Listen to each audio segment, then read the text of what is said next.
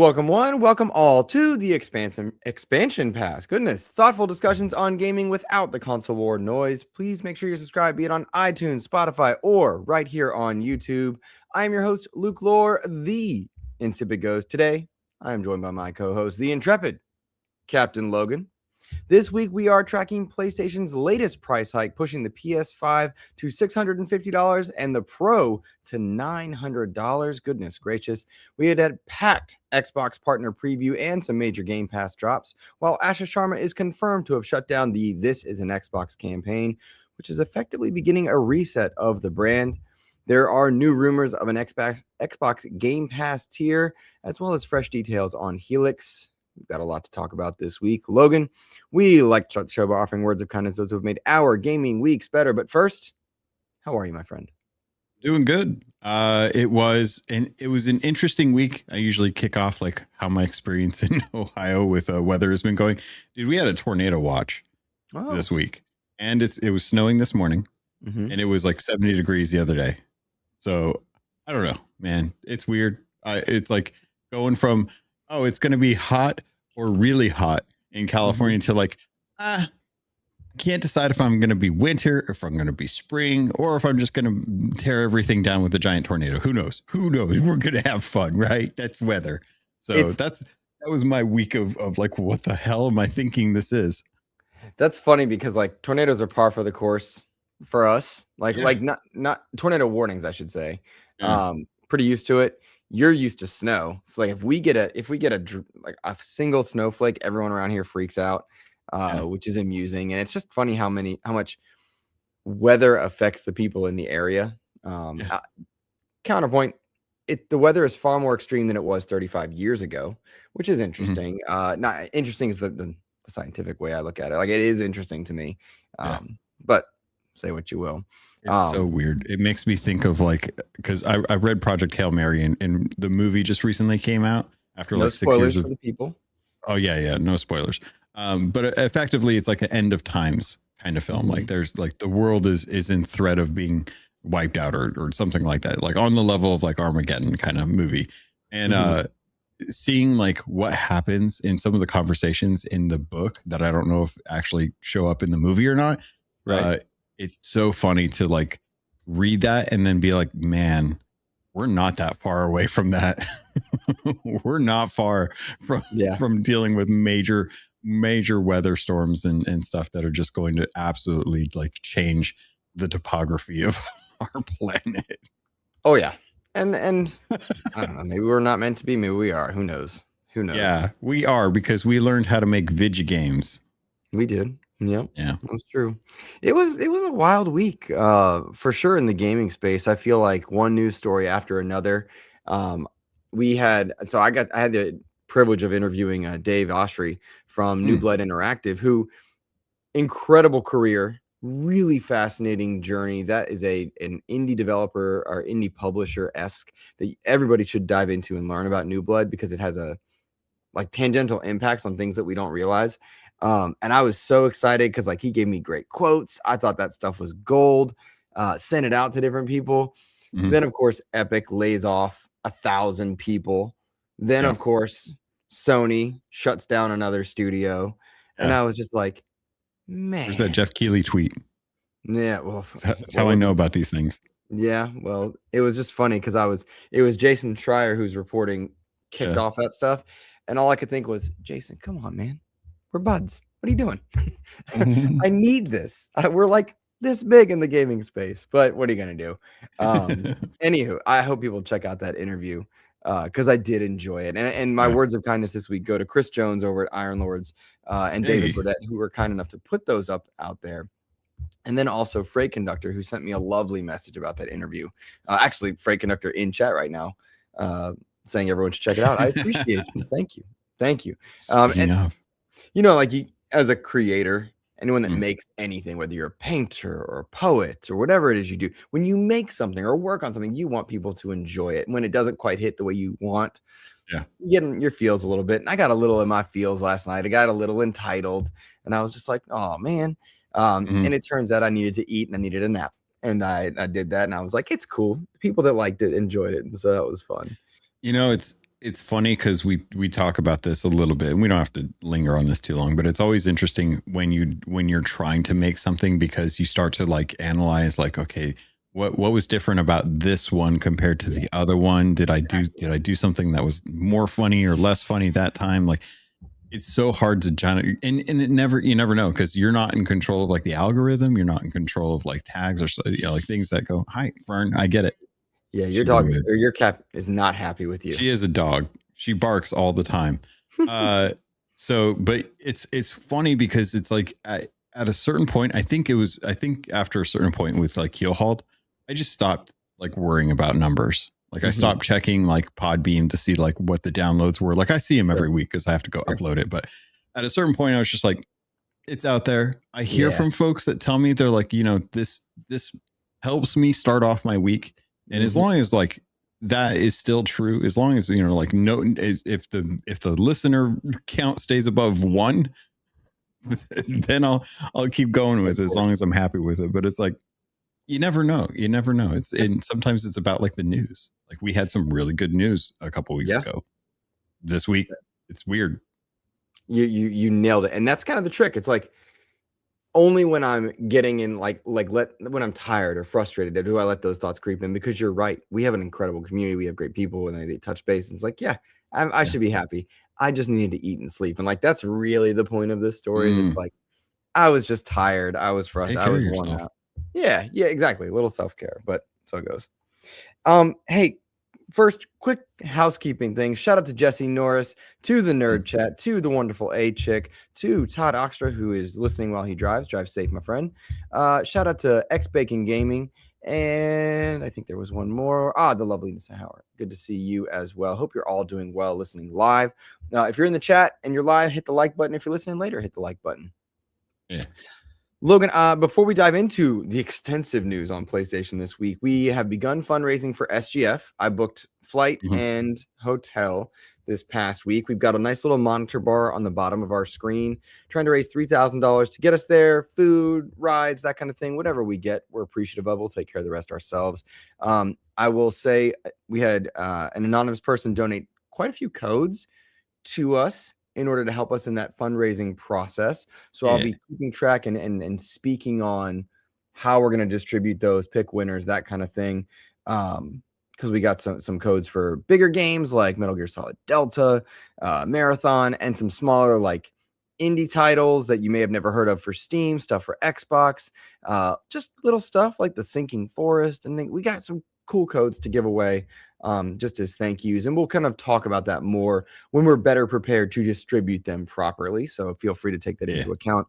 But we are trying to raise $3,000. I pulled our Patreon. We've raised about 1,000 of that and change, so we are appreciative. Thank you guys so much to everybody who is supporting us there. If you've got it, great. If you don't, no pressure. We appreciate it. We're just trying to enjoy covering games. We've got our rebrand coming through. We're kind of slowly transitioning to the expansion pass. So a lot of stuff going on our end, and we're trying to take it one step at a time with our audience and not do anything other than that. So there you go. I agree there. It's going to be an awesome trip, and there's a lot of stuff that we checked out last year that we were able to give you guys some impressions on that, to be perfectly honest, like sometimes does a little bit more than a trailer. Yeah. And when you're just watching that SGF. So we want to be able to bring back some of that like hands-on experience to let you guys know, like, hey, we had a good time with Crimson Desert last year. We had a good time with Lego Party last year. Capcom Resident Evil 9 looked really good last year. Pragmata was fun to play. We want to bring those kind of things like what is it? Dying Light. What's it called? Beast. Dying Light the Beast. Yes. Yeah. All of those really, really good games that we got to try, and we want to bring that kind of experience to you again this year with who knows whatever these companies are going to be bringing out to showcase. So we're looking forward to letting you guys know what to keep an eye on over the next year at this year's SGF as well. Yeah, absolutely. And you nailed it. That's exactly right. Already kicking us off, the wonderful and amazing Jesse Norris, $3 super sticker supporting us. Thank you. I've written you down, my friend. You're on the list. Thank you so much for that, Jesse. I'm excited to see you, give you a big old hug, all that jazz come SGF. And hey, just quick shout out to Play Day One. They finally get the website memberships going, so I'm a member over there. So that's fun. Nice. Cool. So congratulations to them. All right, Logan. A lot of news this week, man. A lot of news this week. Sony is raising the price of the PlayStation 5 yet again. And at this point, I think gamers are just tired of all these price hikes. PlayStation 5 is now $649. The digital version is $599. The Pro is pushing $899.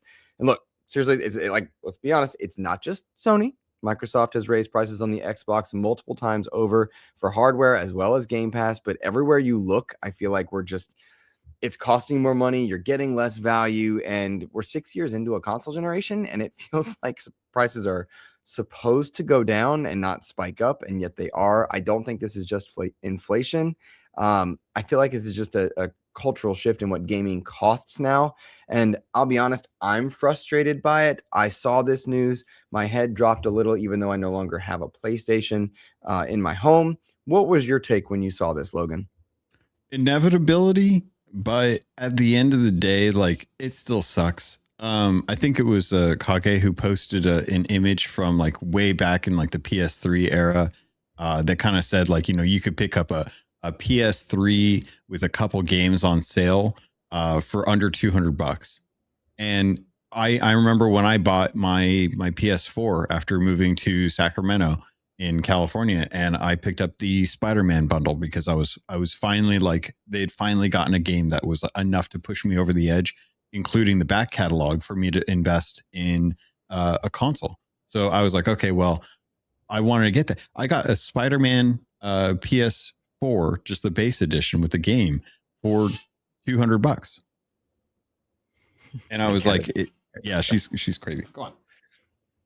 She's a menace. If anyone doesn't know, cats can be very loud and loud all the time. And not many people realize that. But when you have one, you realize that you effectively have like an actual imp. Like if you've summoned a little devil like imp in your house, but it's fluffy. And that kind of makes it a little bit better, but you still have to deal with the impish. But it sucks that the prices are going up. I expected this to happen at some point because Xbox had raised their costs, and that's one of those things where it's like it's going to go par and par with it. Like you're going to have Sony eventually raise it. It may not do it right away, but they will do it. Just like with them announcing like their AI frame generation and stuff is going to come to the PSSR stuff with the PS Pro.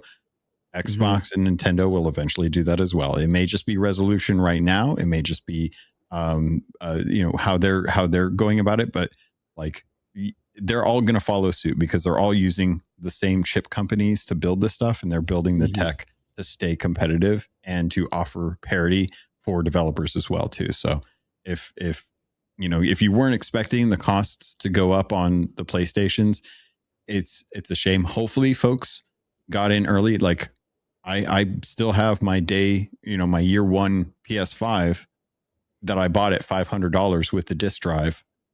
That thing is, it's crazy to think that thing is actually a steal. And I've had it sitting in my possession for 5 years now, 6 years, pretty much. No, it is strange to think about. It's just odd in general to see prices going up like this. Just to be clear, this increase takes effect on April 2nd. The PlayStation 5 is, I've talked about the prices already, but the Portal is even going up to $250. This is a confirmed price hike for the US, the UK, Europe, and Japan. It's the second PS5 price increase in a year, which is just wild. Console prices are 30% more than they were last year, which is just it's just worth noting. It's just an odd thing. Sony's official explanation, just to be clear, is continued pressure in the global economic landscape, likely rising memory costs, RAM, that kind of thing. And we know PS5 sales were down 16% year over year. When we last got those numbers at the 2025 holiday quarter. I don't know, man. It is a shame. It's a bummer. And it makes me wonder, I really want the Steam machine, right? And that was prior to seeing how much it was going to cost us to get to SGF. So I sold my PlayStation 5 and a Series S and my Switch, and it's like, ooh, maybe I made a mistake because I don't know when that Steam machine's coming. Maybe I really did mess up there. And it's a shame. It is odd to me. Also, this is happening when PlayStation has closed multiple studios, has closed, shut down multiple games. Marathon's out to not critical acclaim, despite it not being a bad game. That is not a diss. It's just not. It's not charting the god tier level multiplayer, and it's also not dead. So it's in this weird nebulous in between that we talked about last week. It's an odd time for PlayStation because what do you have on the horizon that is going to be a system seller? I think Wolverine, pretty much, right? Yeah, Wolverine pretty much is it. I was thinking about that the other day. It's like I'm not as excited for Wolverine as I want to be. We haven't seen anything. But also like I think Spider-Man 2 didn't quite do what I wanted it to for me. Great game, but it didn't quite land. So maybe that's the reason. I also kind of want Daredevil. I don't know. Yeah, the sequels of the PlayStation era weren't as good as I wanted them to be. Ragnarok didn't click the way 2018 did, even though it was a great game, objectively better. Just doesn't land. So I want this year's Summer Game Fest, within whatever the month that is June, whether they do a PlayStation Direct, State of Play, whatever they do. I want a reason to dive into those PlayStation games again. Yeah. Well, and it kind of sucks too, because like we just had Sony published Death Stranding 2 from Kojima Productions come to Steam. And that kind of like blurs the line about like whether or not the rumors of Sony discontinuing first party content to coming to like Steam. It's like we don't quite know what's going to happen. Like I'm hoping what happens is that Sony continues to support Steam beyond just multiplayer titles and allows to get that extra cash if the development works for it. Because I would love for you to have your Steam Deck, your Steam machine, your Steam VR, and have that be something that you could live in that ecosystem and still have access to a lot of the great games that are coming from Sony when they do eventually show up, because they are good quality games for the most part. So it's one of those things where there's a lot of questions in the air right now as to what Sony's future is. And with them shutting down studios, raising the cost on their consoles, it looks like they are bracing for the storm. Mm-hmm. And whether or not that is going to impact how they show at like the Summer Games Fest timeframe, the June like E3 timeframe, we'll have to see. But I genuinely think that the best thing that they can do right now is what they've done with their recent showcase, which actually showed a lot of really good content.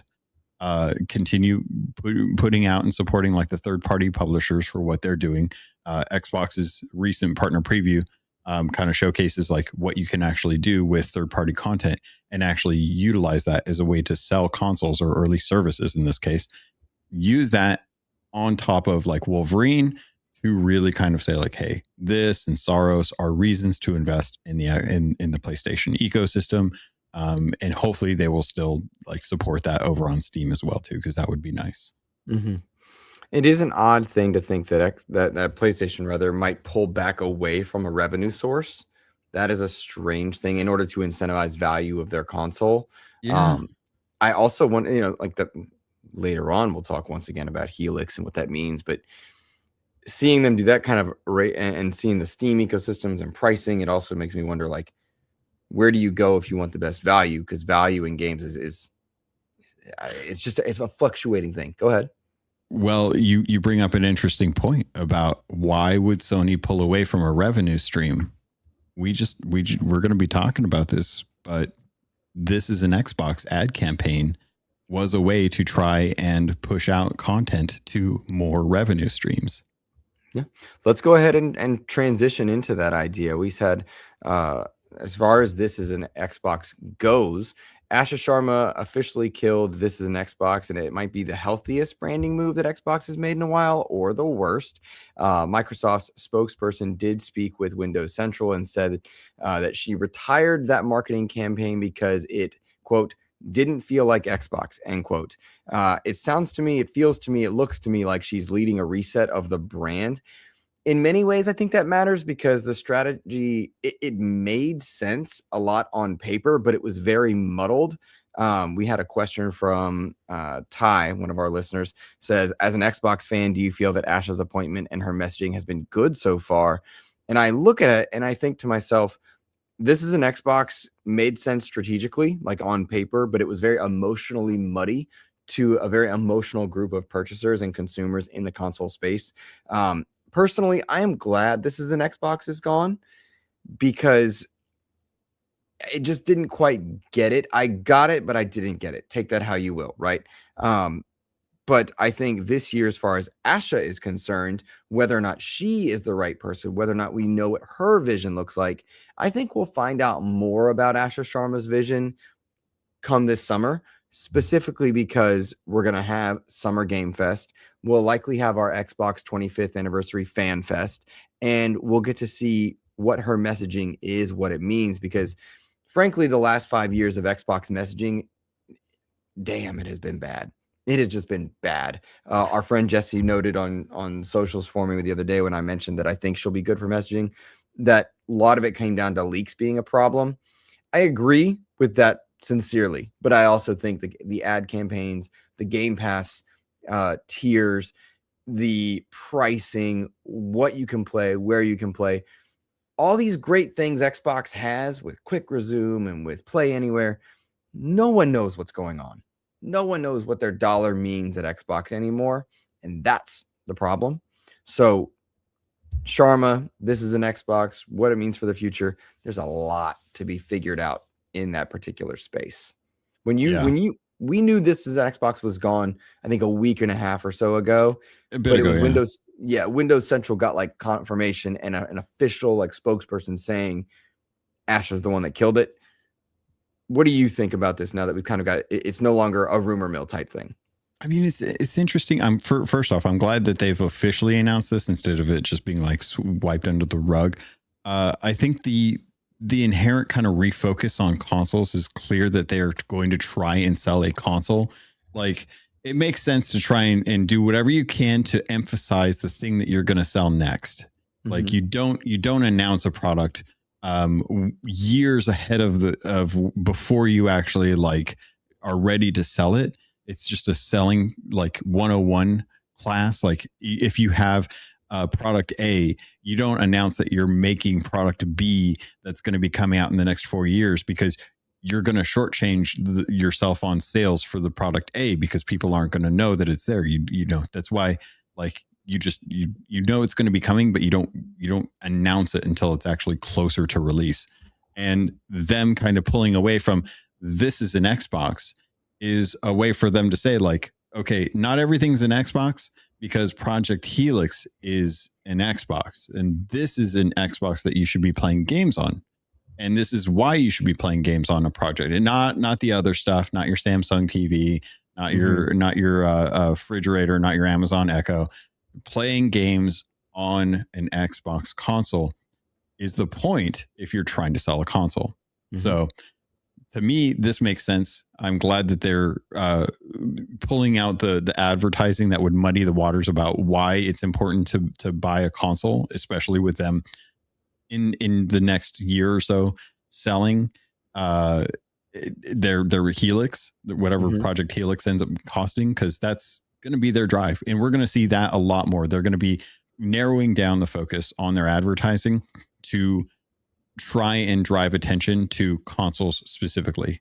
And we're seeing that with small things like tributes to the 25 years of Xbox with original Xbox gear over at Culture King Studio or 73 Studio, like releasing gear or like clothing and wear and hoodies and stuff that kind of like echo like the introduction of the original Xbox after 25 years. So this is one of those things where it's like, yes, they are trying to like point out, hey, consoles are important, and we're going to show you that when we announce Project Helix, and we're gonna take away everything that is going to distract you from why you should not be buying a Project Helix, and whether that turns into exclusives becoming a thing for Xbox again, I think is a very real possibility, whether people believe me or not, whether they think the cat's out of the bag or not.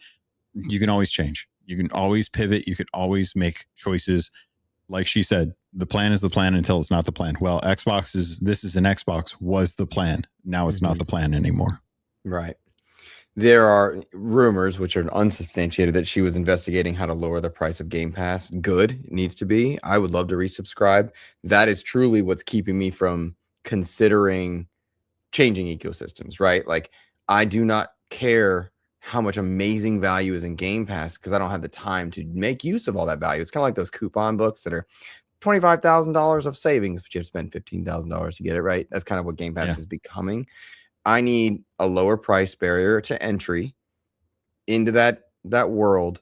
And I noticed this especially when I'm playing on my Steam Deck, which is my favorite experience of gaming in the last 10 years, maybe more.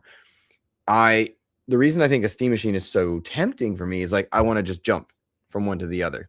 Well, if I had a ROG Ally and I jumped to a Helix and I had those storefronts and those ecosystems, and that's incentivizing me to do it, right? Like, that's the same premise that I want to live in an ecosystem where my dollar travels far and my games are universal and I can just jump from experience to experience. Long gone are the days where one console, one cartridge is a thing. Like, that's not a thing.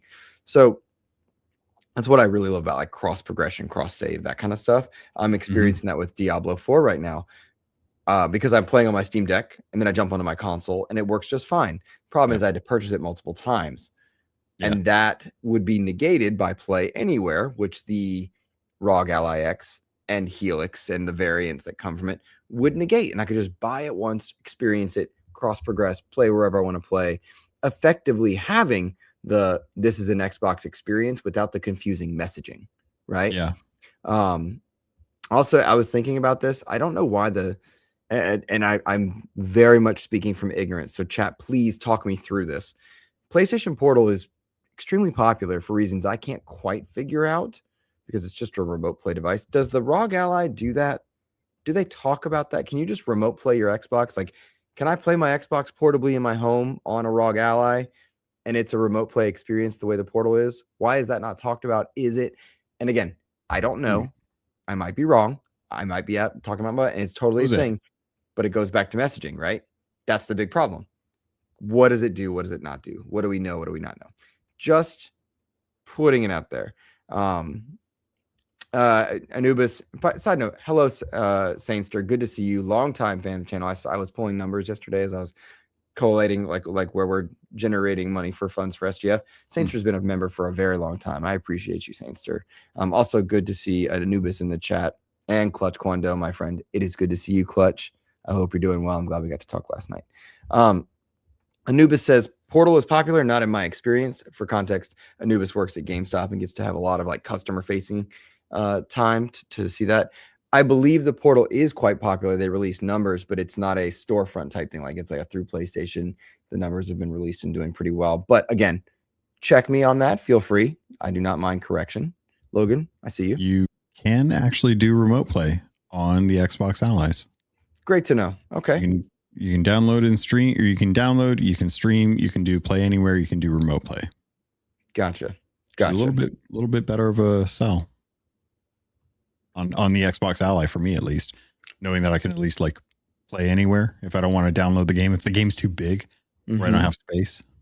Yeah, I would love to see that be kind of a front-facing thing. I, as someone who hosted a show called the Xbox Expansion Pass for 6 years, not clear on that. That might be my failing, but I don't feel like it is. I feel like it's a muddied messaging skew, and so I would like a little more clarity on those little things to sell me a device. I think that's the trick, though, is like, because for handhelds, I think the reason a lot of folks want to go with handhelds is because of the Switch. They want to have that portable experience without the caveat of having like Wi-Fi available to be able to stream or remote play. Like, you want to have the game on console to be able to play it natively. I mean, that's one of the drawbacks that I have with my Logitech G Cloud is that as much as I love that device for being lightweight, for having a huge battery life, it's all streaming. I can't download games unless I guess it's like an Android system. So technically I could download something through the Android Play Store, but it's not powerful. It's just a streaming device. So I don't have that benefit of being able to tweak the settings and have like that native experience the way a Steam Deck or a ROG Ally X or a Nintendo Switch 2 would have.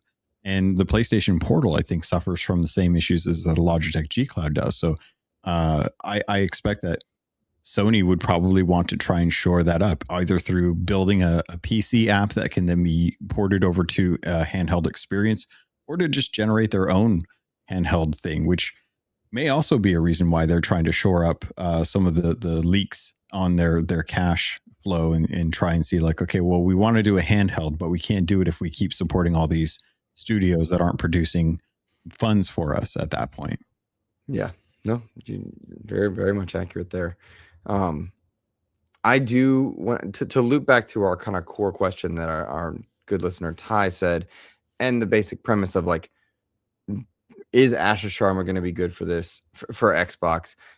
Do we have, like hope for that future? I think this summer will be very telling how the Xbox 25th anniversary is handled, how they message Helix now that it's out there, that we know it's a thing, how they front face that messaging and back end support it by talking to creators, not talking to creators, giving the messaging power to creators or not, because I think that's been a very back and forth confusing thing. Are you letting the big YouTuber do the messaging for you, or are you handling it yourself? Is, to our point, our friend Jesse's point, is stuff leaking out that's not allowing you to control how it's distributed?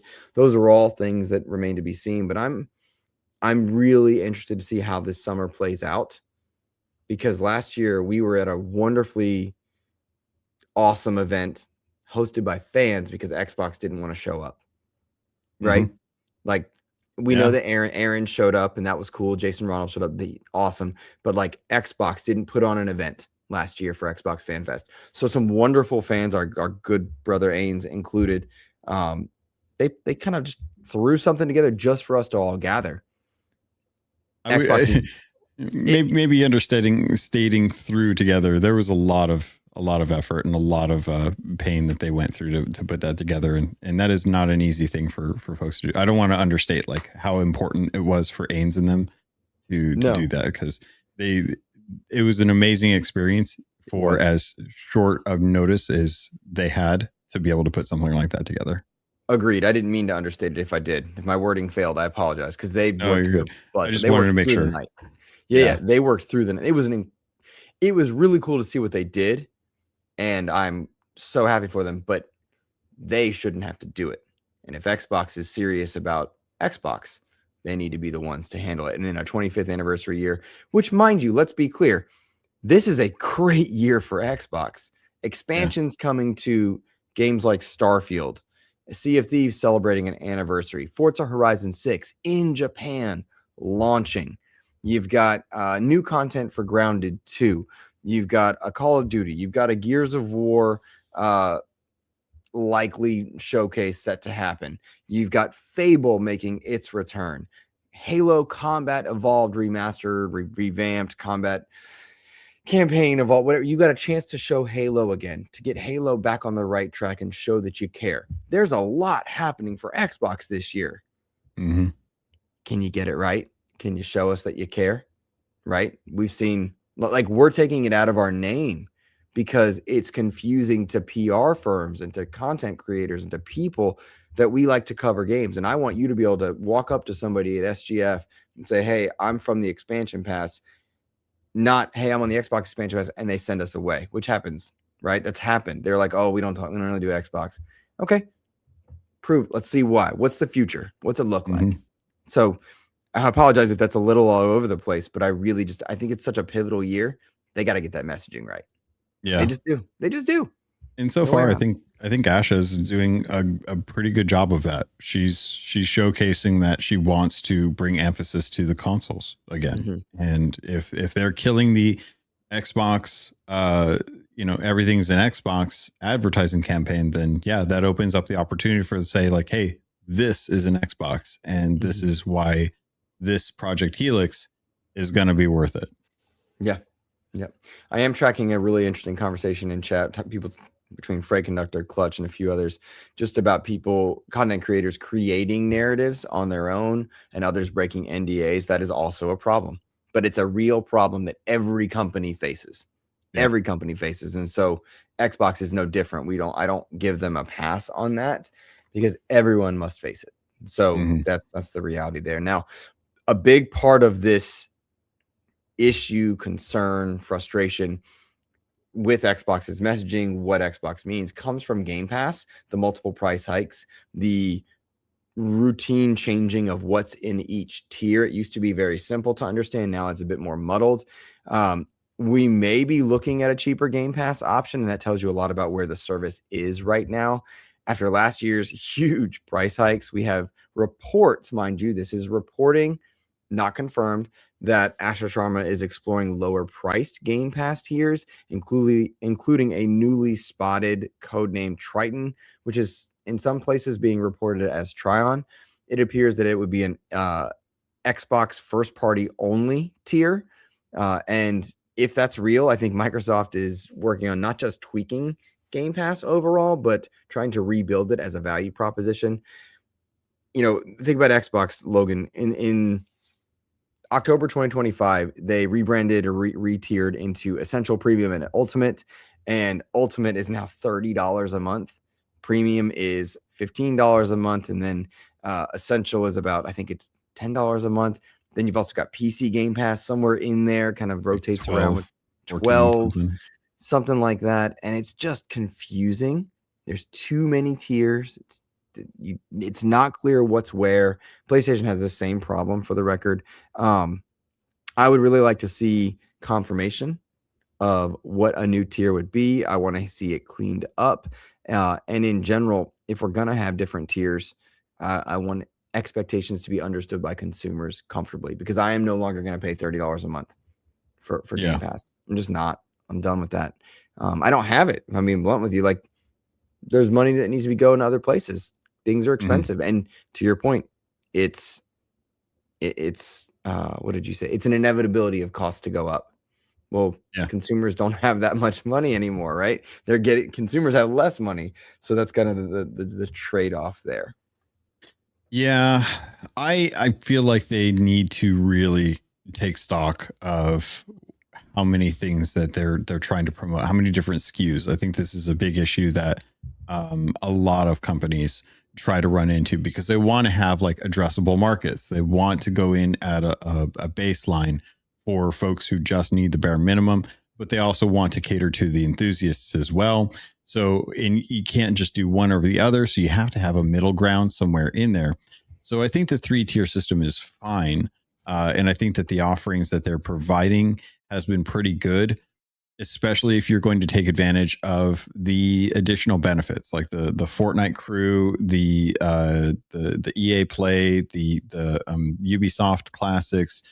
You've also got the Rocket League stuff in there as well. Plus just the benefits that they have for like different games. Like this time it was Sea Thieves had like a sale that was available if you bought reward points and stuff. There's like things that you can get in there. So if you're trying to take advantage of stuff like that, like you're going to get access to a lot of really good games, even if they're not necessarily day one. A lot of these have been slowly making their way to like the middle tier as well. So games like High on Life 2, Clair Obscur Expedition 33, you've got Void Train. I'm trying to think of some other ones that recently came to Game Pass. Absalom, or Absolum, I think is how it's pronounced. Absalom. Disco Elysium, the fully voiced version of that is on Game Pass now. And some of these cycle in, some of them cycle out. I don't know if I really necessarily need or want Xbox to add additional SKUs or mess with this too much, mostly because as much as I appreciate having Game Pass give me like the full pantheon of Xbox published games, there's a lot of third-party content that's already included in some of these other tiers. And I don't necessarily know like what an Xbox only version of that would really offer folks that would be worth it, like depending on the cost. Because some of the games that they're talking about is stuff that has been out for, somewhere between 6 to 10 years. And I don't really see, like, with the sales that have been going on, like you could easily pick up a lot of these for very cheap on stuff like Spring Sale right now, where you could pick up like a Fallout 76 for like $10 or something, or like $15. It's very inexpensive, and I don't see those being very much value add and an Xbox published only until we get like all the Call of Duties, like the World of Warcraft expansions, like game expansions. Like if they started to include some of the game expansions in their published content, their first party content with an Xbox only tier, then maybe I could understand that, because Shattered Space isn't available for Game Pass Ultimate. Any of the other, we don't have to talk about the Bite Back edition for Redfall. That wasn't going to be included, but the Forza expansions, like the extra stuff that comes with Forza and Forza 6 coming up, you've got these premium tier games that are coming out at $100-$120, but you don't get everything. That's not in Ultimate. What is the definition of Ultimate if not everything? So well made point.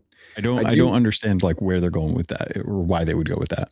Yeah, I tend to agree. Now, our friend Jesse said, and he was referring back to when I was talking about October 2025, when they did Essential, Premium, and Ultimate. That was them cleaning up the tiers. The problem is it doesn't feel like it, and I push back on the idea that it's clean at this point. Would you say that I think the tiers themselves as like identifiers is clean? I think the availability of what's on those tiers is unclear. Very much agree with that. Yes, that is a great way to say it. Far more articulate than I was stating it. So yes, that is it. I get the idea of Essential, Premium, Ultimate. I do not get what is inside them routinely with I guess you would say reliability, right? I forgot that when they made the change that they offered cloud streaming to all the tiers. I was like, oh yeah, that's right. You in the Xbox benefits as well. So there's a lot of reason why their messaging has just been poor on this. They have not done any kind of ad campaigns to say like, hey, you can start out at this level and then move your way up, which I mean, if you're trying to sell Game Pass, where's that marketing? We've got over 40 people watching live across our different platforms. If you would, please hit that like button. It really does help us out. It helps us get to SGF, all that jazz. Please take the time, do that. We would really appreciate it. All right. Let's see. We had a couple people jumping in chat that Stormy Sea Dog asks Family Game Pass when. That is a very fair question, and I don't know. I don't have an answer for you on that, nor do I have an eloquent response to it. Well, why can't we do like an add-on tier? Like, why isn't there like an ad user experience to add an additional user to your account for a discounted rate? Like, it doesn't necessarily have to be a family tier where you include a number of users within that family tier, because that, it works for something like a Nintendo Switch, where you can add friends to that, and each user on a Switch or on any Switch has access to the Nintendo stuff. But I don't understand why there hasn't been like an add-on opportunity for additional accounts.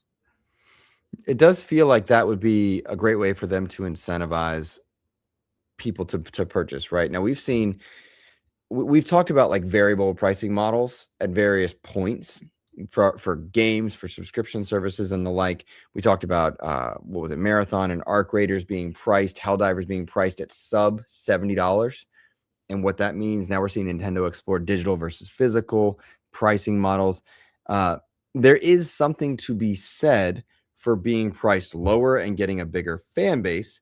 But, our friend Matt Piscatella might suggest, well, that's in a growth model. We're no longer in a growth model for the industry. And that's a fair point. I like the idea of an add-on, add a person for $5 that Jose was suggesting.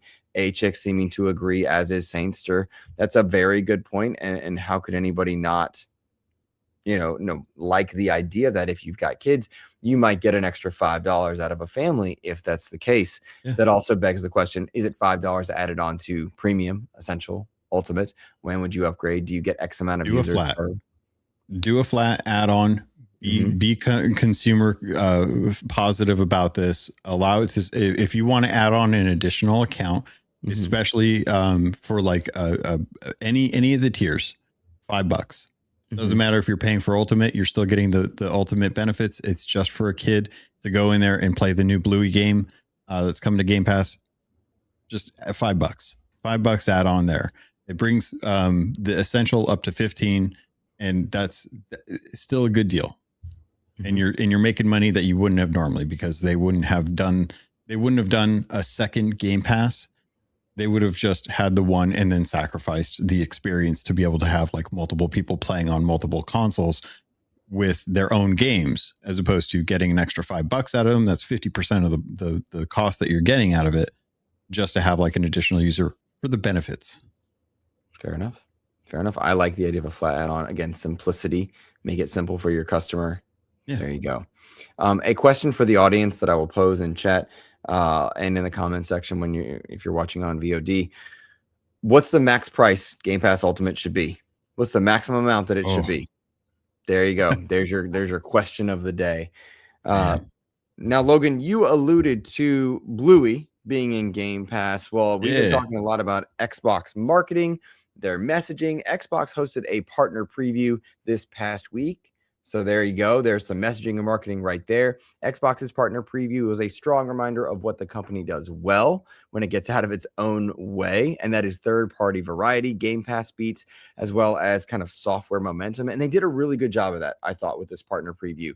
The show had 19 games. 7 of them were world premieres. 14 of them are Game Pass Ultimate Day 1 titles.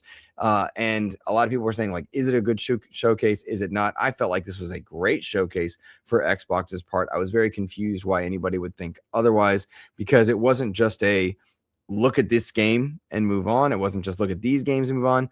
It really kind of stitched together kind of platforms, as it were. Xbox kept talking about Xbox on PC, cloud play, and play anywhere. It wasn't just kind of random placements all over the place. It was about 30 minutes long. 19 upcoming titles. 7 of them had never been seen. 14 Day 1 in Game Pass Ultimate. You had games like Hunter the Reckoning Deathwish making a return after 20 plus years. Alien Deathstorm looked awesome. I was really excited for that. I think Stranger Than Heaven hit a lot of Yakuza vibes, which people were excited about. Hades 2 is getting onto the platform. Expansions for Stalker 2, which was cool. The Expanse. Cyrus Reborn looked amazing. A really cool title. Give me more of that. Dispatch coming onto Xbox, which was really, really cool. Wuthering Waves, Grave Seasons. I felt like this partner preview did a great job at celebrating Xbox. What did you think? I was watching it last night and I went through all of it. And I have to say, outside of Frog Squad, Forever Ago, and Vaunted, all of them were titles that I was like, this is a good game. This looks like it'll be worth investing and checking out. Wuthering Waves, probably on the lesser side because I'm not really big into JRPGs.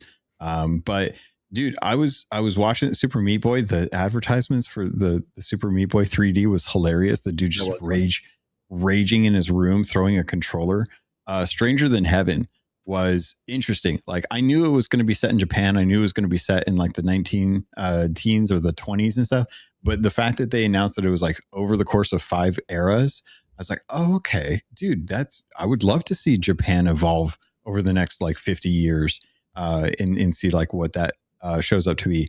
The CGI trailer for Stalker 2 Cost of Hope, the price of freedom, was really good. It was really, really good. And I was really, really surprised to see just how much I was like, man, maybe I need to get back into Stalker 2.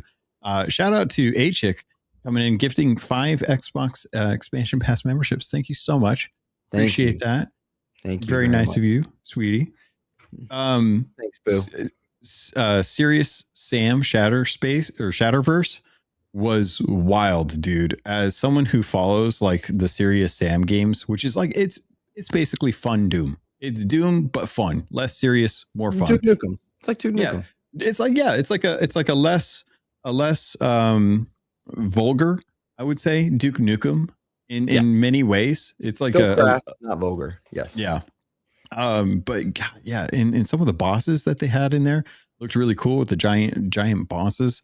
And a lot of those mobs, honestly, from actual Serious Sam games and stuff. If you ever played 3 or 2, there was a lot of nostalgia pulling in the old Sams from past games and stuff, which looked hilarious. I was just like, dude, this is wild. So I was really happy about that. Which one was it? The Hunter the Reckoning Deathwish that being a vampire game, dude, I was like, what? I have to look at this. I want to watch this. I like vampire games. Hades 2, obviously, like just an amazing title to like see come to Xbox. It's been on Steam for a while. I've been holding off on it. I still can't beat Hades 1, man. I still can't get to the top level, but it is what it is. Great. Can I interrupt you? Yeah. I want to give a shout out to Freight Conductor, who just dropped a $25 super chat saying, I need Amos in Osiris Reborn, Last Man Standing. That's canon. Amos, a reference to a fantastic character in The Expanse, which is a wonderful world, an incredible show. I think it's over on Amazon right now. I love that show. I agree with you, Freight Conductor. Amos, I would love to see there. I'm sure we see the Rocinante and whatnot in Osiris Reborn. I'm really excited for that. You can play a beta. By the way, can I just mention, you can, with The Expanse, you can get into a beta that's taking place in April by purchasing their collector's edition, their deluxe edition, or like an expansion pack. Mind you, this game will come to Game Pass, but if you want to play in the beta and get some of the early access, you can do just that. I will also say that if you do it at a certain tier, your name ends up in the credits, which Freight Conductor, I believe, is going to be doing, which is really cool. I thought about doing that as well, but I'm all hands on deck on getting SGF. But I think that's really, really neat. And like Osiris Reborn is my second most excitable title from this partner preview. I want to play it. It does look like a third person modern Mass Effect, which I'm there and I'm stoked for. It just looks cool. It's a third person sci-fi shooter with some like RPG elements in there. Like, why wouldn't you? Like, that game looks so good. Yeah, I was really surprised by that one. That one, it felt like it was a Mass Effect or like a Gears game, but in the Expanse. So it was one of those ones where I was just like, dude, that looks like we have not had like an opportunity to really get like one of those games in a while too. And shout out to the Outer Haven coming in with the $50 super chat. Thank you so much. We'll see you at SGF. Yes, we will. And we'll have to have a good time hanging out and chatting with everyone about that as well too. And I want to shout out to Outer Haven. I talked to him via DM. I'm just excited to see them. We're gonna have to have dinner with them. Yeah, that'd be fun. That was cool. Definitely. Thank you guys. Man, you guys are awesome. Appreciate it. Dude, The Eternal Life of Goldman. What a great game to build off of, something that feels like a recall to the DuckTales game for NES. I'm pulling up now. Yeah. With Scrooge McDuck having his cane. That is you bounce on the cane and you stuff, and it's like the whole trailer is basically them talking about, it's like, this guy is so old, he doesn't know he needs to die. Like, knowing he probably bores enemies to death with his stories, and every little thing he says probably makes it out to be like this great adventure and stuff. And it's the down talk while watching the gameplay. It's like, dude, and it looks really tight. It looks like the gameplay is really tight. It looks like a tribute to DuckTales with Scrooge McDuck and stuff. Like classic, like NES era side-scrolling platforming and stuff. And Goldman looks good. They did a really nice job with the animations. It looks like on the same level as like a Hollow Knight from my perspective. It's a Play Anywhere title. Yeah. It launches this year for Series SX, PC, and it'll of course be on cloud. And it's coming to Game Pass. Yeah, and Game Pass. And like, again, just first of all, I missed this game when I was watching the partner preview. I don't know if my dog needed me or somehow I missed it, but I'm glad you pointed out there's a demo available right now. So I'm going to download that after we're done.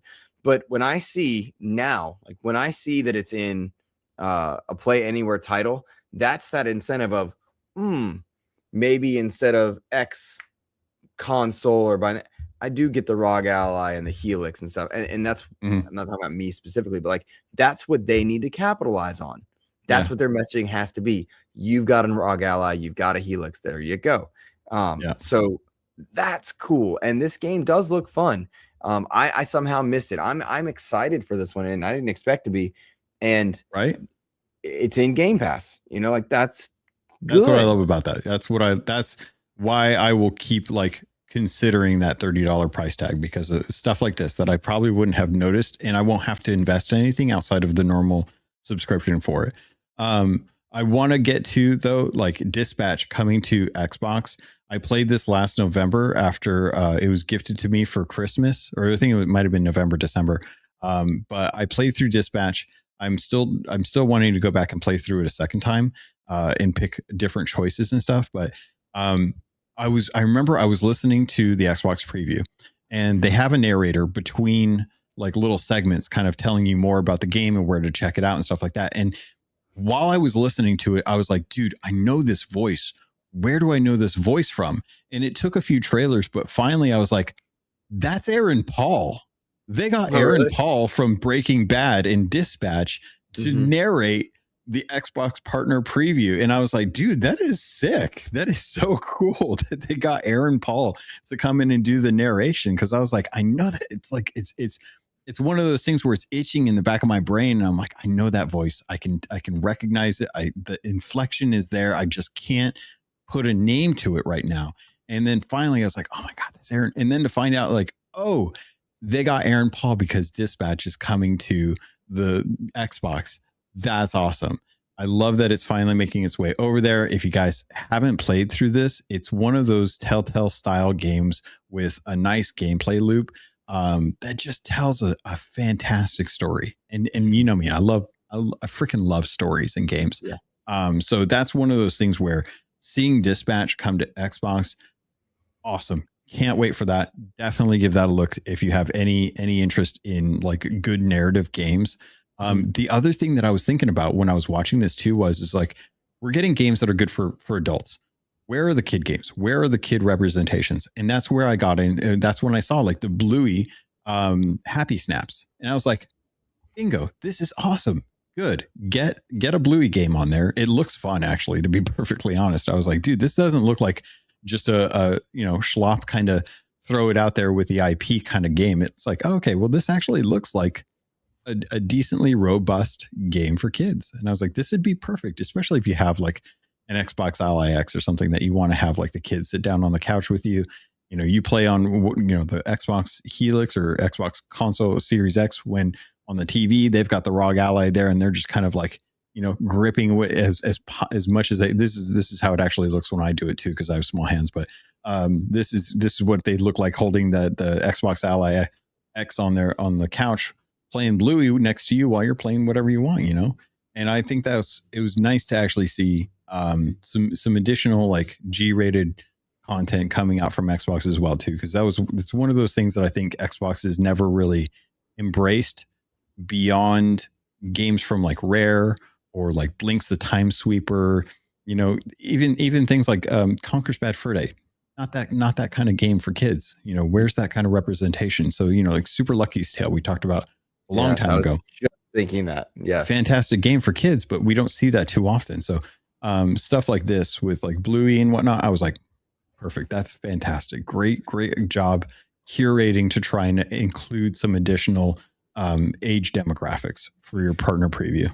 So what you're saying, like, so I've often thought like Xbox needs to put characters on the box if you want to sell the box, right? Like on the physical box, you should have family friendly looking cartoon characters, right? Everyone knows Mario. Like you see a Mario-esque character and you think that's a family game.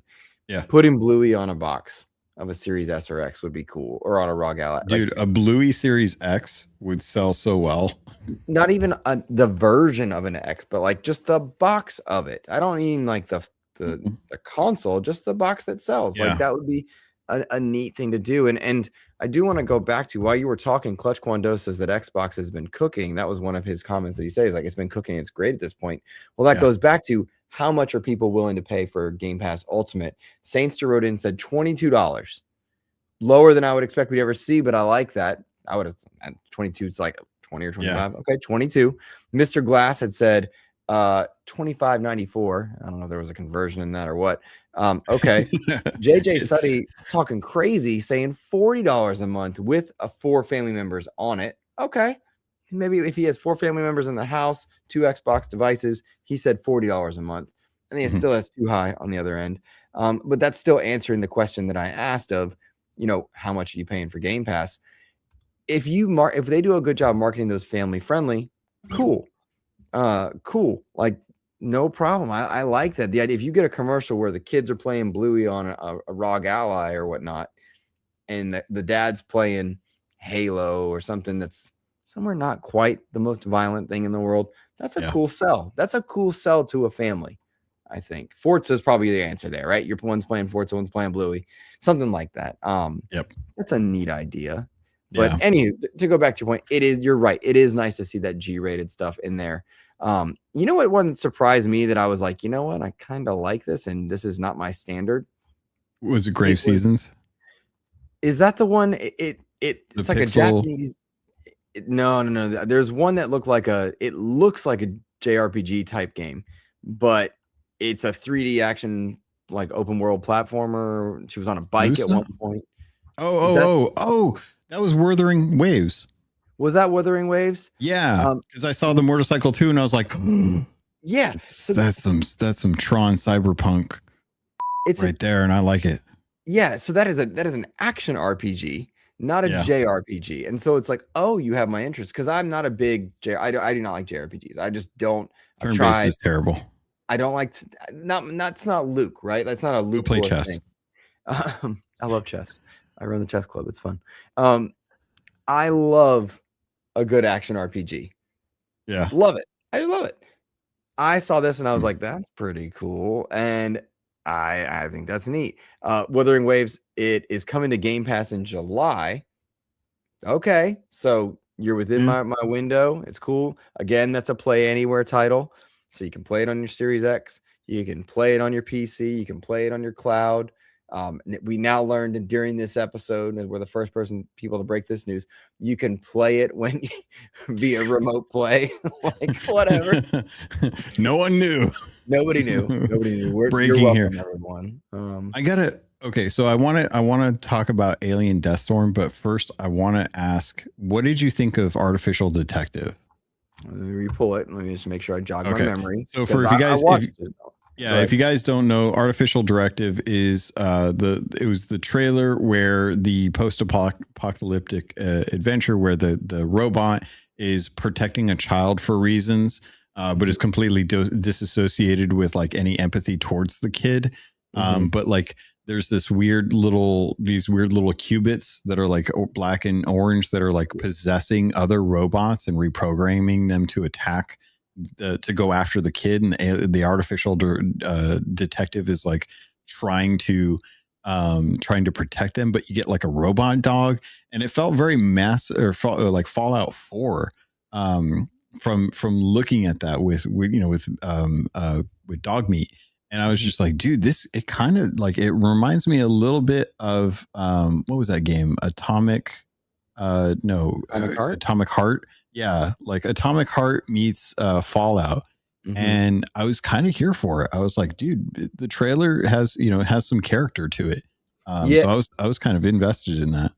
It had my interest. It has my interest, just to be like interested, because the little bit of gameplay we saw is third person action, which is Luke's favorite, right? I'm talking third person today. That's what I do. It is my favorite. I am interested in it. You got Atomic Heart vibes. I got Recore vibes, which is a deep cut at this point. Yeah, I don't even know Recore at that point. You don't remember Recore? It was an Xbox One title. It's on Game Pass. Recore Definitive Edition, a very fun game. Infune, I think of Mega Man fame. Oh, really? It is attached to that. I really like Recore. It was unfortunately one of those titles that was ruined by the Xbox One's bad launch, and it was a good game on a system that wasn't selling, and so it kind of died. And it launched prematurely, by the way. It was stuck when it first launched as one of those kind of 900p type games, and eventually once it got a definitive edition, it was much better, much more appreciated. But I really like Recore. That's a great game, great budget AA title that everybody should check out if you're interested in third-person action that's not too stressful. Some fun platforming. You're not going to play God's gift to anything in it. It's a really good game on all fronts. Not a great game anywhere, but I liked it. You're not kidding Again, about with the robot dog. I'm watching a trailer for Recore right now, which is on Game Pass, and I see what you're talking about. Yeah, very much. But it feels like instead of like a desert wasteland, you're in a city metropolitan area. Yeah. And a 2013 title, Recore. I'm just saying I got the vibe from it. But Artificial Detective is one I'm interested in, right? And one of the many, because like if you watch a preview, showcase, state of play, Nintendo Direct, whatever, if you leave with 3-4 games that you're interested in, you're hitting and sitting pretty. And so and I saw some major content creators being like, I didn't like it. So others saying they loved it. I don't know how you look at this one and not see a lot, but I mean, to each their own. Alien Deathstorm was my most excitable though. That was cool. Yeah. I was like, what is this Metroid game? What the heck? Oh yeah, give me more of that. One, I love the title. I like it. Yeah. It's simple. You know what you're getting, right? Cool graphical style. I like Rebellion a lot. I'm a big fan of Rebellion, actually. Sniper Elite titles. They made another game that wasn't Sniper Elite that I liked.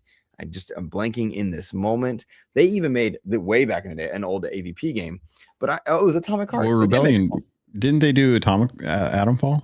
Atomfall, that's what it was. Yeah, they made Atomfall. I like Rebellion a lot. Yeah, Atomfall was the one, but the Sniper Elite games are consistently on Game Pass, which you guys should check out. All but 3 are really good. Sniper Elite 4, I think, is my favorite one. But yeah, Alien Deathstorm, yes, I'm here for it. I want that game. I want that game right now. It comes out as a Play Anywhere title. No release date that I see listed, but it will be coming to Game Pass. I'm day one on this one, and I know that we have a good relationship with the PR that tends to work with Rebellion. Like, I'm going to ask for all the stuff. Let me talk to those devs. Let me preview that game. You did a great Atomfall preview for us a while back. I did a Sniper Elite preview for us a while back. For being a deportation from or departing from their Sniper Elite games, like Atomfall did really, really well. I'm excited to see like what Rebellion does with this, because you can see like they're stretching their legs, they're standing up, walking around, testing out other genres. But I mean, like the environmental storytelling in the trailer for Alien Deathstorm is really fantastic. Like, it genuinely does give a horror vibe to a Metroid style game without it being a Metroid game. You muted? Apologies for the dead air. Well, I have that physical keyboard. I was making sure I did my math. You can hide that you have a PC as much as you want. We know you're a console fanboy. That's fine. It's okay to have a little clicky clack once in a while. I just don't like the clicky clack. That's all. I don't like the clicky clack. I don't like when I hear it on people's like reasons though. That's a noise thing. It is a noise thing. Yeah. You're right. But I mean, like when I listen to people that are content creators. Knock it off. Well, they just got to get a really good noise gate. You get a good noise gate and you can type away all day. You don't ever have to worry about bothering people with it. But dude, I will say there's a little bit of everything for folks in this. And that's kind of when I was watching the partner preview, I was like, okay, is it gonna be nothing but farm simulators? Is it gonna be nothing but 3D or third person action shooters? Is it gonna be nothing but JRPGs? What is the kind of melting pot of game genres that they're going to provide here? And I have to say they killed it. They absolutely killed it with this. I thought there was a little bit of something for everyone, except for fans of like racing and fighting, or maybe like a golf simulator. I don't know. But there's pixel games, there's 3D games, there's indie games, there's AAA or AA games. There's a little bit of everything there. And I was really, really happy with that. I was like, please, if you're going to do a partner preview, keep doing that, because while some people may say there was nothing in there for them, there's a lot of everything for someone. And that I think matters more when you're trying to sell a reason to invest in Xbox, especially with Play Anywhere, where you can take it across multiple consoles, especially with Game Pass, where a lot of this is going to be made available on Game Pass, or it's just going to be made accessible for the first time. Yeah, you're right. I'm going to interrupt our conversation on the partner preview briefly to say that we have now, thanks to the generous people from this episode, A-Chick, Jesse Norris, Freight Conductor, Outer Haven, we've gone from 36% funded to 40% funded on our trip. Thank you tremendously for that. Getting there. I've updated that one. And I also want to read off our patrons who do a number of wonderful things over at patreon.com/Xbox Expansion Pass to support our show. I'm going to read their names right quick here. We want to give shout outs and thank yous to Korkenstein, TT Dog 666, Jesse Norris, Glyphere, Jimmy, Matto 1606, Matt Valdez, Clutch Kwando, Omen, Fado, Aaron G, Nick Bentley, The Scarecrow, Ken Rosing, Fabian Winkler, Regis Stella the Brony Pirate, Rob Frawley II, Tao Zochi, Nicholas Johnson, Randall Thor 19, Hafrican, Game Positive, Jampack Sam, Red Beast and his kids, Dano 12, Brendan Myers, aka The Winter Gamer, the Lord Sir Master James Suddy, and Sony's VP of Marketing, Kevin Butler. Thanks, guys. We appreciate you. You guys are all helping us get to SGF. You're helping us with our rebrand. You're helping us afford a ride or a meal, and we appreciate you. Thank you, guys. There we go. Logan, was there anything else from this partner preview that you were like, yes, must talk about? I don't think so. I think we covered all of them. Yeah, I think that was. I'm looking through the list right now. I think outside of like Ascend to Zero, which wasn't really my bag. There was forever ago. I'm glad that they're doing story-based stuff for folks that want that kind of like, indie title game where either someone's dying or you're mourning someone, which is too much of a trope in indie space. I think it's too easy of a bite for people with empathy towards that stuff. But it was nice to see some surprises in there, especially with something like Grave Seasons, which was like, it's like a farming simulator, but with a very heavy horror aspect to it. And I was like, heck yeah. I love horror comedy films, stuff like this. Great way to kind of put a spin on like a farming simulator. Like we've seen every farming simulator you could possibly make out there. But seeing something like this with like horror, I like that. That was really well done. Absolutely. Couldn't agree more. I think that's pretty much it. Yeah. It was a great preview.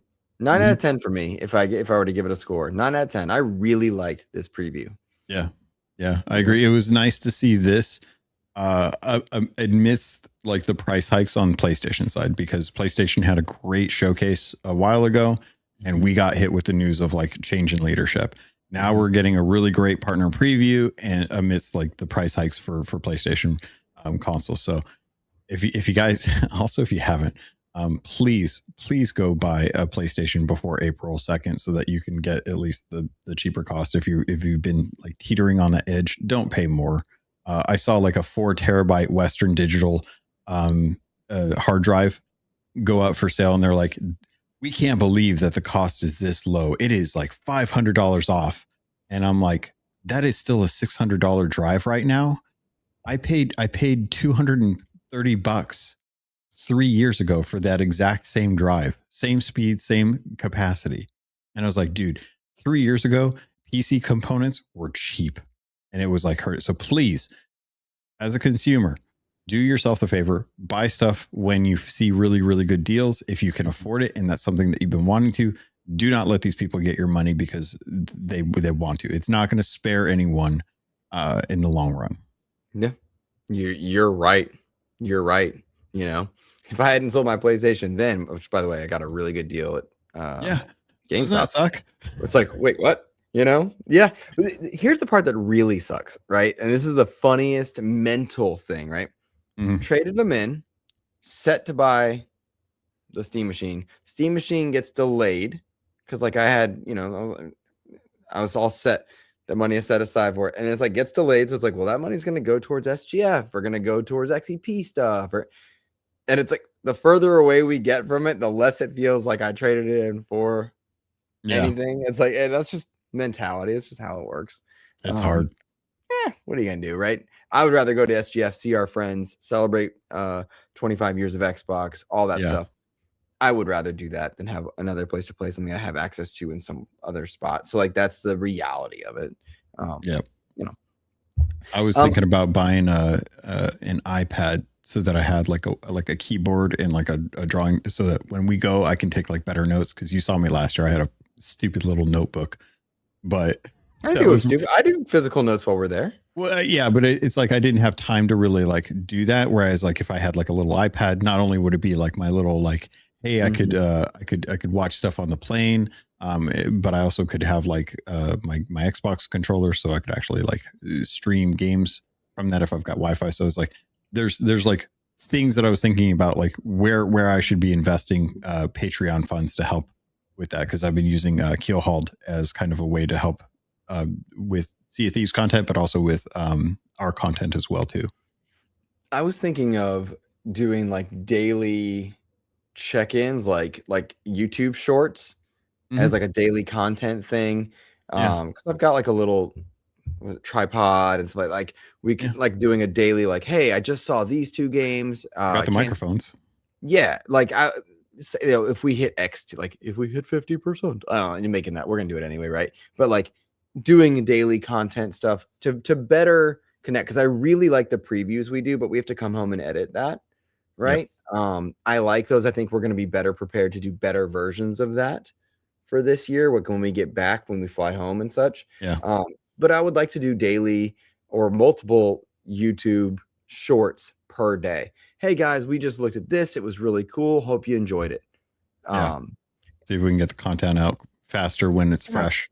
Yeah, fresher, some members first. I don't know. It's just finding a way to thank people, but also just be there and enjoy it while also being in the moment. I don't want to. I'm going to give a shout out to the Xbox Era crew. They don't do stuff like that because they are sitting, writing. They go see it. They go back. They're writing articles. Like we watched many times where we were like, hey guys, what's up? And they were like, hey, we have to work. But they were doing it for their community, for their fans, talking all that. It was really neat to watch them. They went full Jesse and John, from now formerly Xbox Era, now Day One, constantly like editing stuff, and also Ains and his crew for Season Gaming, going up to their hotel room, and I was just hanging out with them during SGF in between stuff, and they were just clacking away writing up articles for their website. We don't have a website. But I definitely agree that we could most definitely put out some videos in video content, meeting up after a couple showcases that we go to, and sitting down talking about some of the stuff that we've done, doing live streams, something like that, to kind of say like, hey, this is what we're working on. This is what we've got going on. If you guys are interested in any of these, let us know. We'll try and get more information for a proper preview or something later on as well too. I'll be bringing the tripod for sure. You got the microphone, like we'll do it. Yes. You know what I mean? Like that's the thing we're going to do for you guys. Like I think we just decided on air right now. Like that's something we're going to do. So there we go. Well, first of all, hot and ready. Hot and ready is blasphemous. I can't believe last year I wore Crocs on the plane, which was wild. Oh God, it was so bad. It was a fun video though. My students bring it up every day. And then what did I also do? I ate the pineapple pizza, and you did the beans. And goodness gracious, JJ Suddy dropping a $50 super chat for Luke in San Francisco. The most intense burger near San Francisco, likely found around Game Fest. Polka dot vegan teacher's nightmare, known for extreme heavy combinations. The burger combines beef. San Francisco? Does he mean LA? I don't know. That's quite a drive to go from LA to France. I mean, granted, it's like an hour flight, which usually those are like $50. Yeah, you can get a flight to and from for like $100. But a $50 super chat, we appreciate you. Thank you so much, Suddy. Thank you, Suddy. I really appreciate it. You know, I get to see Suddy in a couple weeks. Yeah. He and Joe are driving down for our buddy Kev's 40th birthday. That'll be the first time we as a friend group have ever been all in person, all together at the same time. Which I'm really awesome. Yeah. Make sure you get the king size bed. No, I don't. Absolutely not. Thank you, Suddy. I appreciate you, buddy. Saints just said you have to wait 10 hours to board the planes. Yeah, I hope they get that fixed. I'll say that. I did hear that is potentially going to get resolved soon, hopefully. I hope so. I mean that sincerely. It's stupid, but we don't have to get into that. That's not gaming. Fox McCloud's going to be in the Mario Galaxy movie. I love that. I love Star Fox. Dude. Honest to goodness, like if Metroid and Star Fox are my two favorite Nintendo IP. Mm. If they get Star Fox better served with a Switch 2, I'd consider it. You know what I mean? Like, I'm so stoked for seeing Star Fox there. Too underserved IP, I think, also. Yeah. I love that. I'm excited for that. Star Fox is the GOAT. I love Star Fox. Dude, having Glenn Powell be Star Fox will be very interesting. As much as I still hold that Twister is a better movie than Twisters, I enjoyed his role in Twisters. Also in Top Gun Maverick, fantastic. Yeah. So love that. But yeah, dude, seeing Fox McCloud coming to the Super Mario Galaxy Brothers or Super Mario Galaxy movie is fantastic. There's little cameos, and it just shows like we know that there's a Zelda game being produced right now. We've already seen like shots from sets with Link and Zelda and stuff like that. But it just goes to show that leaked image of Nintendo's idea of doing like their Nintendo verse, their Nintendo like expanded universe of movies with the two Super Marios, The Legend of Zelda and of Star Fox and a Metroid one. It seems like that's actually coming true. If they're building and having like Star Fox going to be in Super Mario Galaxy, dude, I can't wait. I'm so excited. I love Star Fox. I'm waiting for Wild Blue to come out.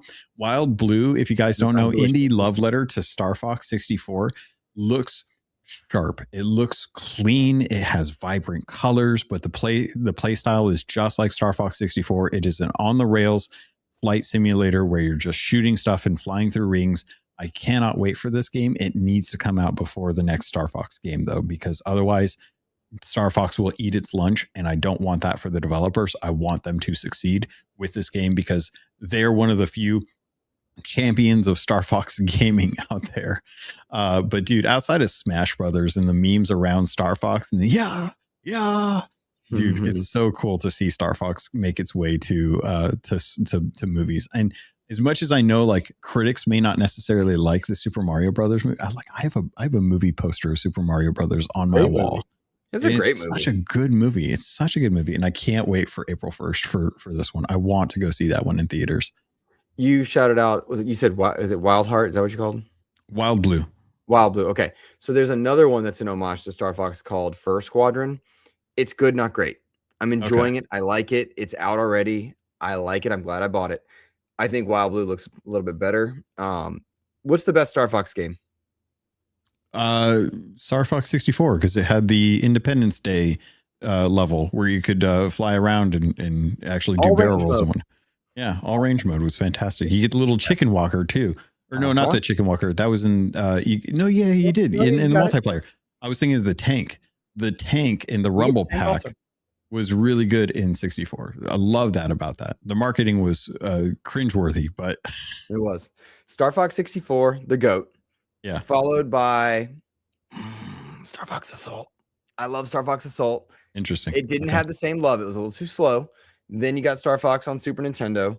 You have the DS game, and then Star Fox Adventures I've never played, so I don't want to pretend like I've played Star Fox Adventures. But I love Star Fox. Star Fox 64 remains my favorite N64 game by far. And they had some good games, man. Rogue Squadron, Shadows of the Empire. I never really got into Mario 64. I'm so sorry, everyone. I respect it.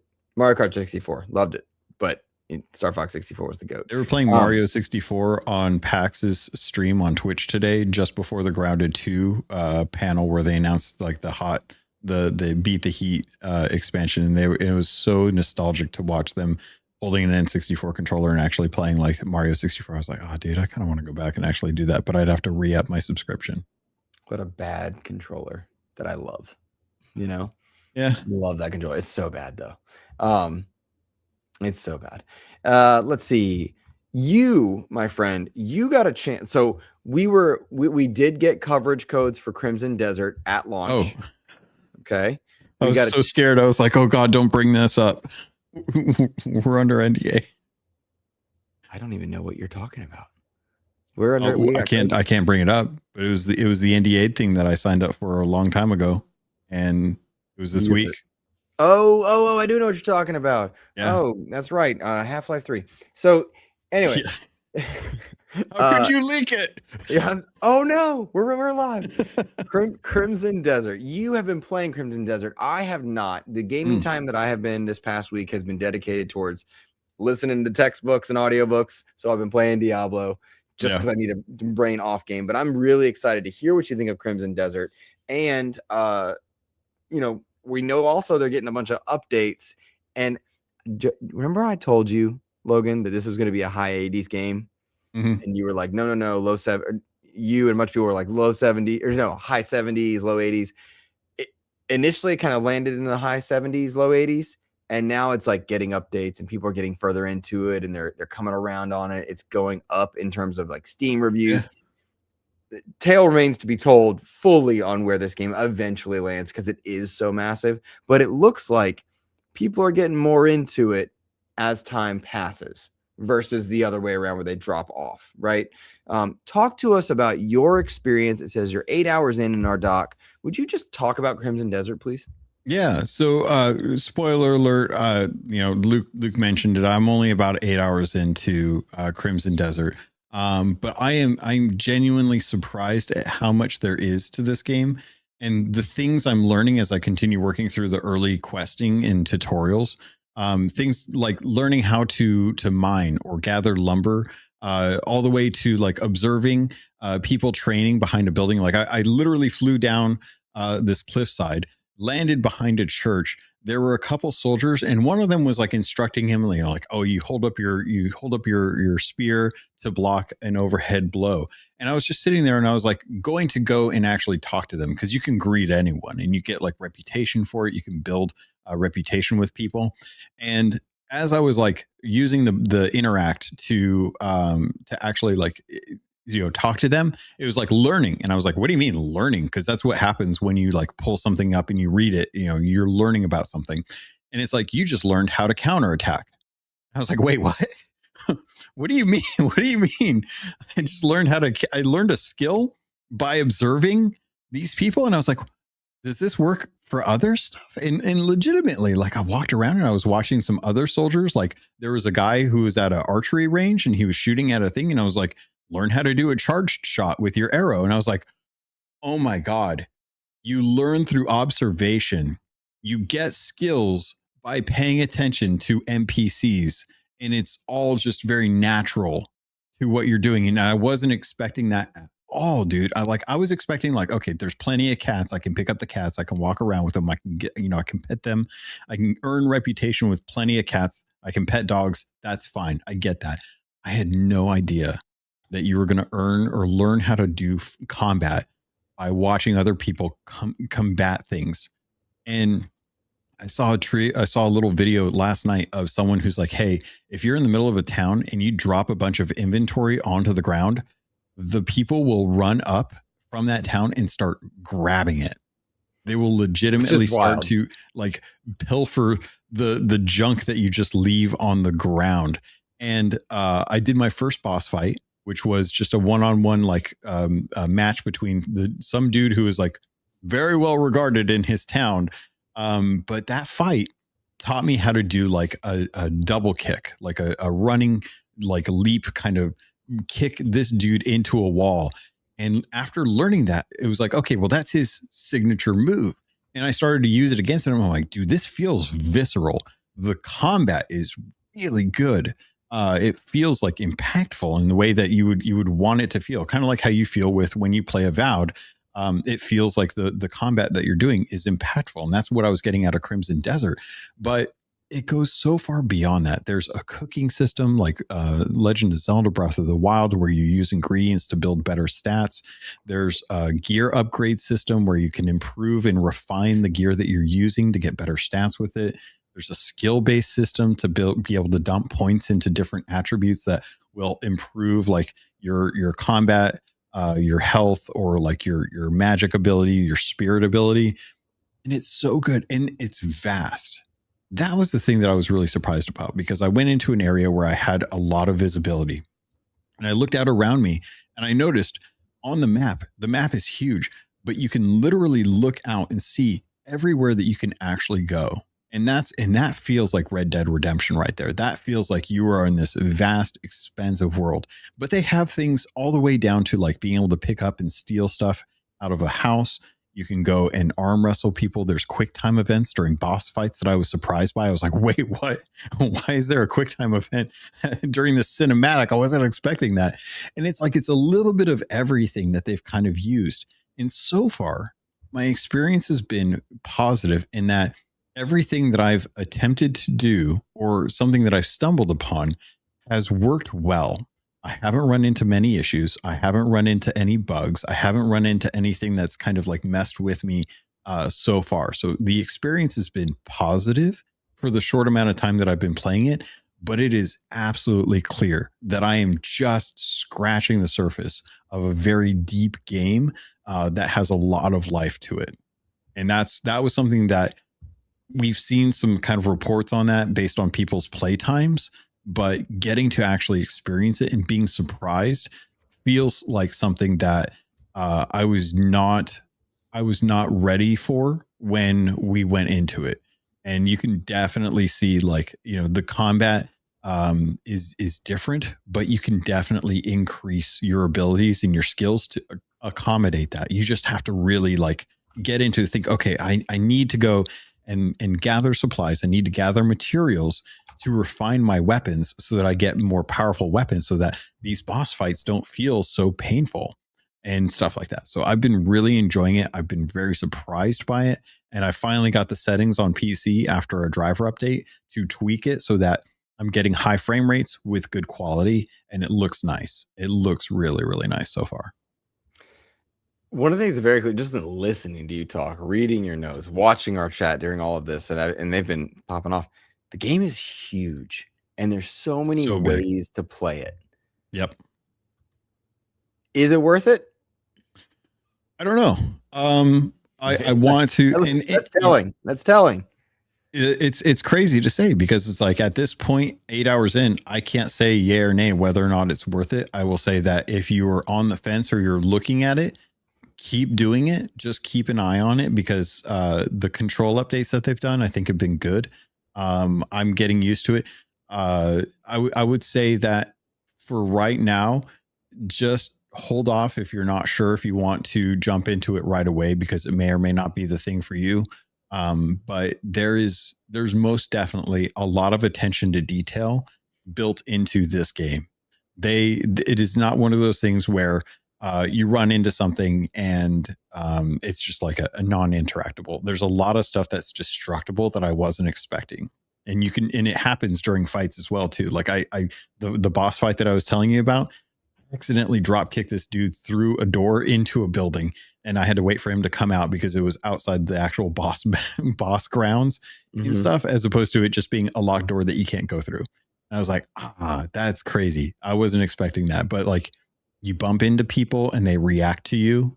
And then it's like that. It's not even one of those things. It's like you bump into them and they say something. It's like they bump into them, you bump back, and the physics is there. And then it gives you a prompt. It's like, did you want to pickpocket them? I'm like, what? No, I didn't want to, but I don't know, maybe. Why? What do they got? And it's like those little things in the game that just kind of like teases your mind to explain or to explore and to test out things. Like I legitimately, it was like, they're like, hey, you can set Ivy on fire with a flaming arrow. And I was like, well, I don't have flaming arrows. And I was like, well, I wonder if I go put my arrow up to this sconce with a flame in it, will it catch the arrow? It catches the arrow on fire. Then I can fire it at the ivy, and then it burns all the ivy off of the side of the building that I can then access the door to. And I was like, it's intuitive gameplay. It's enough of a little like, hey, did you know you could do this? That it puts that thought in your mind, like these systems are built in and you can use them once you're introduced to it. So now for the rest of the time, I'm going to be looking at like things and be like, I wonder if I could burn that away with a flaming arrow if I just have like a fire or something that I can catch this arrow on fire to use. Because it's not like there's no magic arrows. There's stronger arrows that are built with better items, like sharper materials and stuff. But if I want to burn it, I'm going to have to find a fire to actually set it on fire with. So that kind of stuff was surprisingly cool to run into. I was not expecting that out of this game, and it's been really, really fun to kind of see like how deep they've gone with a lot of the systems that you don't need to. They didn't have to, but for whatever reason they wanted to, and they were just like, hey, yeah, they didn't say no. There were no points where someone had an idea and they were like, nah, we don't have to do that. It's like, you want to fish? Go fish. You can have a whole fishing game in there, and the fishing game's actually pretty good. Mm-hmm. But it's like, I didn't expect that. There you go. That's awesome, man. I'm anxious to follow your journey with Crimson Desert. I'm anxious to start mine. I'm not ready to start mine. Does that make sense? Yeah. Yeah. It's one of those ones where I will say that this is probably going to be one of those games that I chip away at over a course of time as I kind of give myself into the experience of like, okay, let's work on this. I want to go like today. It's kind of how I play World of Warcraft. Like some days I'll grab World of Warcraft. I'll go farming. I'll go grab minerals. I'll grab materials and stuff, and I'll work on my professions. Other days I'm like, nope, I need gear. Let's go do some heavy dungeoning. We'll go and see if I can get some good loot rolls or something like that. Other days I'm like, I'm just not feeling like doing anything. I'm going to go fish. And I'm not even going to even do that for a purpose. I just want to go fish to relax. So I'll fly around and go looking for fishing pools or something like that. That is, or like I'll go do old content for old mounts or something like that, or old cosmetics, and I'll go do some transmog runs and stuff. That's how Crimson Desert feels on a one person, like a single player perspective. That it's like, if you want to live in the world of Cyberpunk or Red Dead Redemption 2, you can absolutely do that.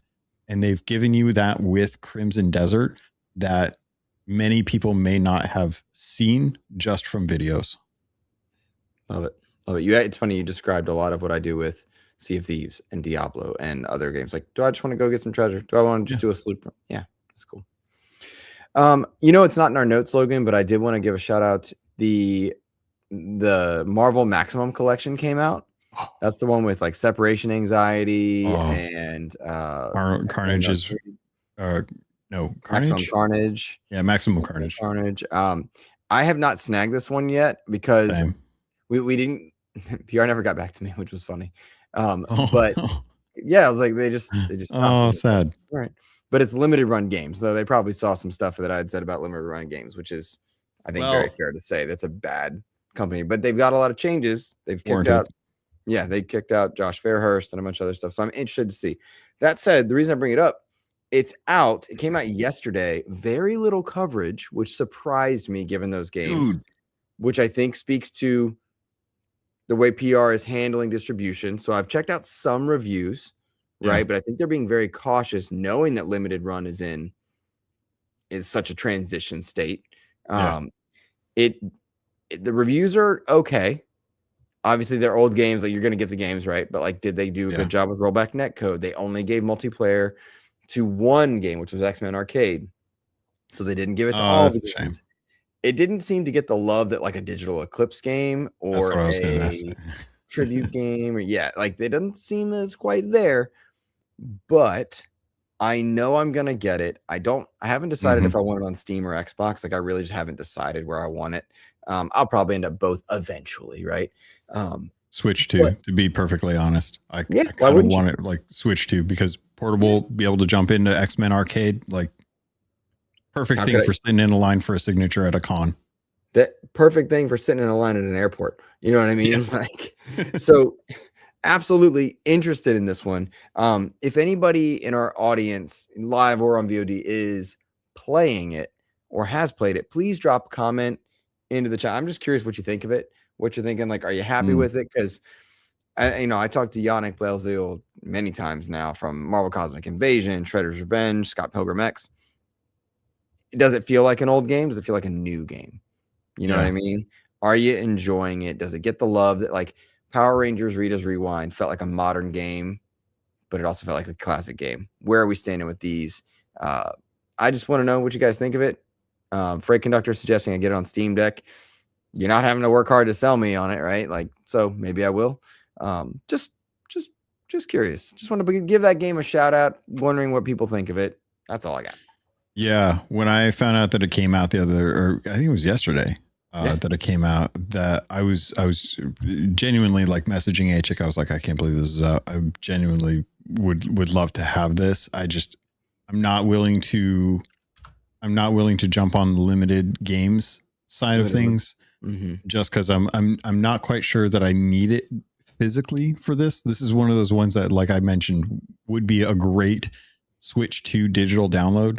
Probably small, probably get access to it, but having like this and like Simpsons Arcade and like TMNT Arcade, like those games are fantastic multiplayer games, and I love playing them, even if there's not really like a story or anything to worry about. It's just a brawler. And man, when I saw like this was out, I was like, dude, I kind of want to get that, just in the same way of like having the Jurassic Park collection of all those games and stuff. It's like, right. I just want to have access to those. And that was one of those ones that was like, I kind of wish I had physical access to the Jurassic Park collection like this, but with having it digitally, at least I would be able to have it on like my Switch and just be able to pop a controller off and hand it to someone and be like, hey, let's jump into X-Men Arcade while we're waiting for something. If I could make a plea to everybody doing those classic games, goes back to even the best of the best tribute in .emu. If you're going to make a game like TMNT or Avengers or Spider-Man, let a bot play the other characters so we can see those other characters. Like, let all four team. Like, if you're by yourself, you want to see all four Turtles. If you're by yourself, you want to see all the Avengers or all the X-Men. That's a cool feeling. That was the best part about those old arcade games, was when somebody else walked up to the sticks, put in a quarter and played next to you. And suddenly, if you were Iron Man, Hawkeye jumped in with you. And so that would be my plea for all of them. Like, get a bot playing the other character so that you can feel like you're all the Avengers and all the X-Men, or you can have those cool little like moments. So that's just a call out there, but I do plan on jumping into it. But I want more people to review it too, just because that game, limited run, where are we at? Can't imagine why PR didn't message me back. You know what I mean? I'm pretty harsh on Unlimited Run. They deserve it. But I do hope that with Fairhurst gone, they do better. Agreed. Yeah, absolutely agree with you on that one. One thing I do want to shout out also, since you brought up the Digital Eclipse, the Mortal Kombat Legacy Collection is, I think, on sale right now. At least for sure over on Switch. I'm not sure if I've gotten a chance to check it out on like Xbox or Steam. But Digital Eclipse, amazing studio. Love those guys for what they do. They always do a fantastic job with all of their like retro games. So that's I think it's the first time they've been on sale, and I think that sale ends on the 31st. So there's only a few days before that goes off sale, but definitely give Digital Eclipse some love, because they're constantly championing old games, brought back with reverence to the studios that made them and the history behind them. Agree. Well said. And I'm glad you called them out, because I love Digital Eclipse as well. Yep. Logan, as we wind out here, I do want to say thank you to everybody that watched, that hit the like button, that supported on this week's episode. We went from 36% funded up to 42% funded on our trip. Big shout out to Suddy, Outer Haven, Freight Conductor, A-Chick, and Jesse Norris for supporting us there. Really appreciative of any and all, smallest to the largest. But thank you guys for just watching and being a part of our journey. We appreciate you. Logan, what you got coming up for us? Probably going to keep playing Crimson Desert. Been more and more, I keep thinking like I should probably get back into streaming, because especially with the road to SGF. You got Resident Evil 4 for me, and streaming that would probably be something that if we get to a certain goal, I'd probably put some time into that. I cannot handle 7. That was just too. No. That was tough. You got to enjoy what you play. I don't want to do that really too. I do not like the idea where people suffer for fundraising. But outside of that, I just got a code yesterday for the weekend for the Jeff Kaplan Legend of California alpha. Nice. So right after we get done here, I'm going to be opening that up to jump in. That is that survival game that Kitsugami, I think is the name of the studio, that 40-person team from former Blizzard developers is working on. It's a Western set in the Gold Rush era, survival game that takes a lot of roots out of stuff like what's it called? Rust, other games like in that vein. So I'm looking forward to jumping into that. And I will probably be reporting like some thoughts on that as well too, because I think that's a lot of talented people making a game that they're passionate about, and it's a new IP. And you know how I am about that kind of stuff. That's kind of my bread and butter when it comes to talent. We had a good conversation about Jeff Kaplan last week that I hope people checked out and enjoyed. Yep. I'm glad you got into that one. I'm anxious to watch. And again, that's one of those dream interviews, man. Oh, dude, yeah. Like, fantastic person. Yep. He's so down to earth too when it comes to the streams that they've been doing too. It's so funny. Like somebody clipped him and he's like just trampling a family of bunnies just casually through the game and his horse. It's just like, that would be such a PR nightmare if it was anyone except for Jeff. They'd be like, oh, I'm really sorry. We're going to try and have that taken out of the game so that it's not something that you run into. And this one, he's like, yeah, it happens. Yep. What are you going to do? Can't stop. Won't stop. What did I want to say? Oh, I just want to point people back to that Dave Oshry interview. Really proud of it. Honestly, just it got lost in the news cycle. Unfortunately, didn't get any big write-ups because of obviously big stuff happening with Sony and Epic. But he gave some really good quotes. I really enjoyed it. Yeah, how dare they cover news to make their living? But I really hope people enjoyed it and checked it out. And so do check out on that one. I do have other stuff that I'm cooking right now. I had actually people reach out to me to interview people, but my schedule is just busy, so I'm trying to find time. Time zones are always tough when you're in the UK or New Zealand. Weirdos. How dare they? Yeah, but I'm always working there. All right, that is going to be it for us, everyone. We really appreciate all the support. Hit that like button if you haven't already. Have a fantastic rest of your week. Take care.